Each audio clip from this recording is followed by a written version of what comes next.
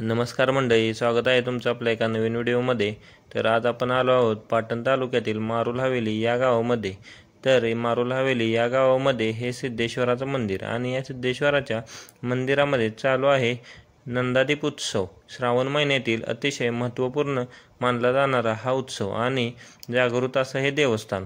तर या देवस्थानामध्ये श्रावण महिन्यामध्ये नंदादीप उत्सव साजरा केला जातो। आता नेमकं काय नंदादीप उत्सव म्हणजे काय, तर इथे लोक येतात, देवाला आपलं गाऱ्हाणं सांगतात, नवस बोलतात आणि ते नवस पूर्ण झाल्यानंतर इथं दीप प्रज्वलित करायचं म्हणजेच समय लावायची अशी प्रथा आहे। आणि ज्यांचं स्वप्न पूर्ण होतं, ज्यांचं नवस पूर्ण होतं, जे लोक देवापुढे आपलं गाऱ्हाणं गातात आणि त्यांची मनातील इच्छा पूर्ण होते, तर ती लोक या ठिकाणी येतात आणि येथे समय लावतात। गावातून, गावाबाहेरून, शेजारच्या गावातून, तालुक्यातून, जिल्ह्यातून, महाराष्ट्रातून, महाराष्ट्राच्या बाहेरून, आता इथे तर कर्नाटकवरून आलेली सुद्धा आम्ही लोक बघितली मित्रांनो। तर या गावावरून बाहेरून लोक येतात, ते येतात, आपलं गाऱ्हाणं गातात, देवापुढे नतमस्तक होतात, देवाला सांगतात, जी काही अडचण असेल ती निघून जाते, लोकांचे मार्ग मोकळे होतात, लोकांची इच्छा पूर्ण होते, लोकांचं नवस पूर्ण होतं आणि ती लोक एक समयी ते लावतात। तर ही समयी कशी लावली जाते, ही प्रत्येक वर्षी लावावी लागते का, तर या सर्व प्रश्नांची उत्तरे आपण तिथल्या स्वामींकडून घेतली। तर काय ही कमीत कमी 3 वर्ष समयी लावायची परंपरा आहे।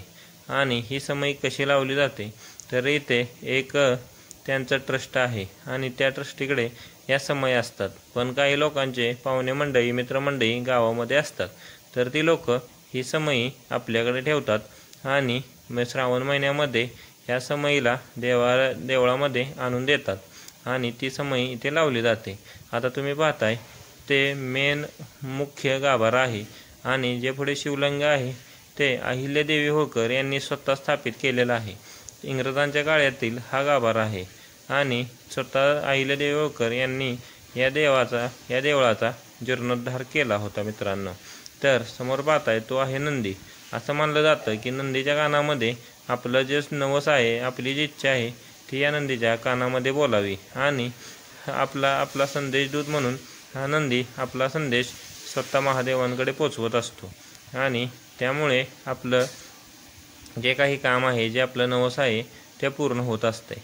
आणि तुम्हालाही कोणाला नवस बोलायचा असेल, तुमचंही कोणतं काम अडलेलं असेल, कसलंही मोठं काम असेल, तर मित्रांनो एकदा या मंदिराला भेट द्या। तर असं म्हणतात की श्रावण महिन्यामध्येच तुमचं जे काही गाऱ्हाणं आहे ते गायचं, त्या श्रावण महिन्यामध्येच तुमचं नवस बोलायचं आणि पुढच्या श्रावण महिन्यापर्यंत ते नवस पूर्ण होतं आणि तुम्हाला या ठिकाणी समय लावायची संधी मिळते मित्रांनो। तर तुम्हालासुद्धा हा व्हिडिओ कसा वाटला कमेंटमध्ये नक्की सांगा। आवडल्यास व्हिडिओला लाईक करा, शेअर करा आणि सबस्क्राईब करा। ओम नमः शिवाय।